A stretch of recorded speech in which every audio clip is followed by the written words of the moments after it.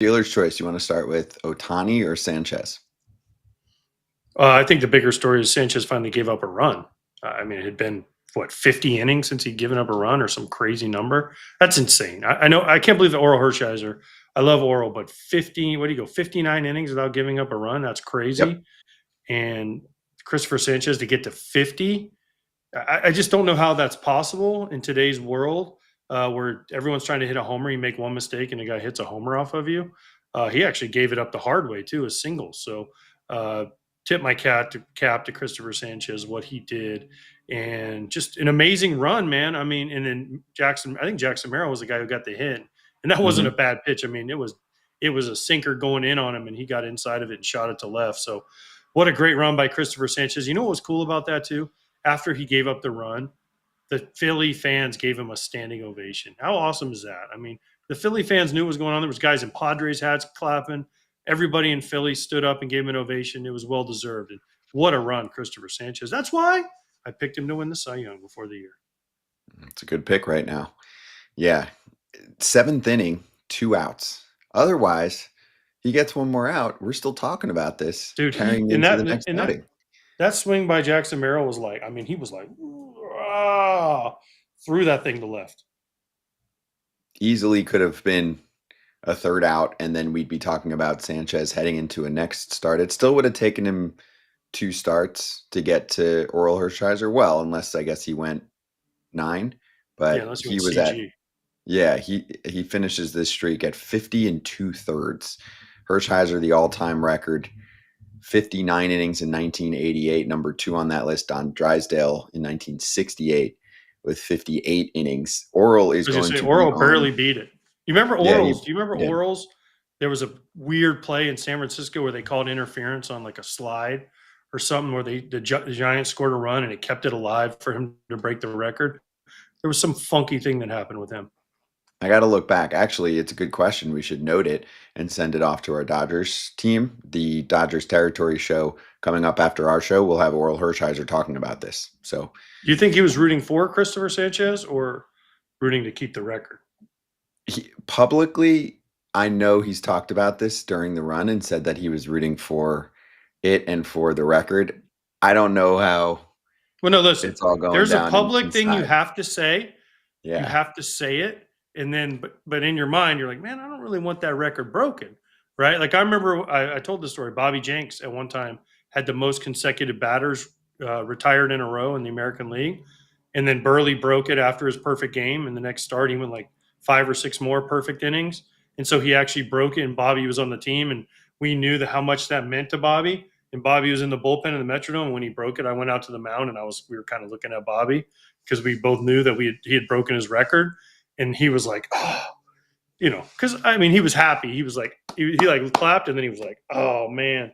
So I mean, there's a little bit of you. It's like Wayne Gretzky, right? I talked to Wayne Gretzky when Ovechkin was going to break his record, and I said, what do you think about this? And he said, hey, records are made to be broken. But I'm like, yeah, but that was your record, Wayne. And he's like, I know, but it's cool that someone's going to get there and people are talking hockey. So I don't know. I think there's the public side of it, and then there's the personal side. We're like kind of a little bit selfish that, man, I don't want anyone to touch this. Yeah, for me, this is the majority of thoughts. Some people are going to be outliers one way or another, but the majority of internal thoughts are this. I want to hold the record, and I want people to try and get as close as possible to the record because then it's a thing. Then I'm a thing again. Remember the Dolphins, right? The undefeated Yeah, Dolphins have had that thing going. The undefeated season, whatever year that was, they'd always bring it up 72. and have publicity around it in 72. So any streak like that, for the most part, keeps relevancy.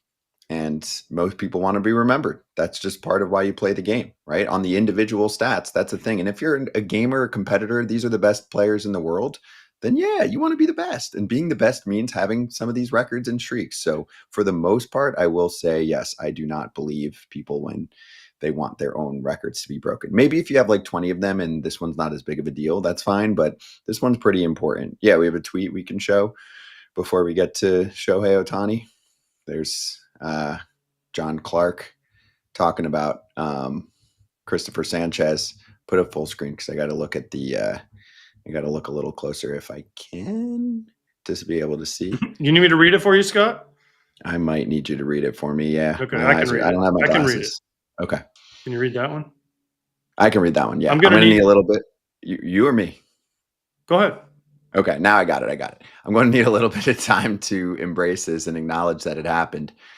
As of right now, I still can't believe it did. I think once the season is over and I'm home and I'm with my family, maybe I can start to actually think about what happened here. Christopher Sanchez quote. That was the quote on going 50 and 2/3 without giving up a run, longest streak in history by a left-handed pitcher. And I will put the caveat. I think some notes were saying since 1893, just in case. So I don't know if they can cover before that, but like on MLB .com, when I was watching the highlights this morning, it put on the bottom since back to 1893. So I don't know what happened before then. I don't know, but They didn't they have call it TV. all That's time. why.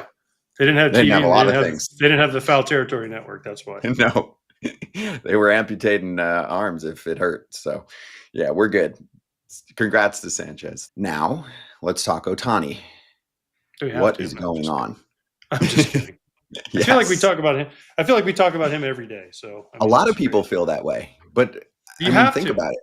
Yeah, look what he did last night. The greatest show on earth. Here's the tweet from Bob Nightingale. 6 shutout innings. He reached base 5 times, 3 hits, 2 walks. Only the 4th player in MLB history to achieve both feats on the same night per Sarah Langs. Dodgers obviously took down the Diamondbacks pretty easily while Ohtani shoved and has an 0.74 ERA. This guy is determined to – he's a bucket list guy. He wants a World Series title. He wants MVPs. He doesn't have a Cy Young. And you can see how badly he wants it. He's even doing like what was it on the curveball that he dropped in for strike 3 against someone. He was doing like the thumbs up kind of to himself, which is for me the kind of maximum you'll get from Ohtani in most cases. I know he's had a few big moments, but he tries to be very respectful. But even he is like so excited that he's putting a thumbs up for himself. What are you seeing? No, I mean, just nasty stuff. And he's pitching. He's pitching what, once every week ish. Yeah. 6 days, 7 days, whatever, they're protecting him. Listen, he's got unbelievable stuff. He's always had unbelievable stuff. The question is how much are the Dodgers going to protect him? He's coming off an arm injury where he didn't pitch hardly at all last year, other than a bunch of simulated games. How many innings will they allow him to go? Because these pitching limits. And that's the one advantage I think Christopher Sanchez has. He leads the league in innings pitched. That's the big thing. And the strikeouts are high. He is obviously not giving up any runs. So I just feel like that's the one thing where Shohei's going to get dinged. I know he doesn't give up hits. He's only given up 5 earned runs in his starts. Yes, he also hits, but I just think Christopher Sanchez, because he's going to add up so many more numbers than Shohei, I think that's where his advantage lies. Yeah, it's easier for him to win MVPs. It's the truth because of the innings and also because of what the rest of the National League looks like. Okay, if he makes all his starts, he's going to barely get to 150 innings. He goes 6 innings almost every start. It's 6, 6, 6, 6, 6, 6, 6 every single start, right? So if he had 30 starts, which we know he's not going to get, right, that'd be 180. 25, he gets to 150 innings.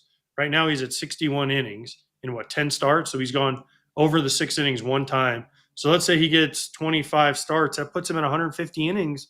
I just don't know that that's enough. If you have Sanchez go 210 and has a 1.3 ERA with all the other numbers that are cumulative that he can add up. I just don't know. It's going to be fascinating to see how voters vote on this one. Plus, then, if Ohtani wins, you get rid of the East Coast bias. Everyone says East Coast bias. Well, Philly's on the East, Ohtani's on the West. So that would be something to also check for.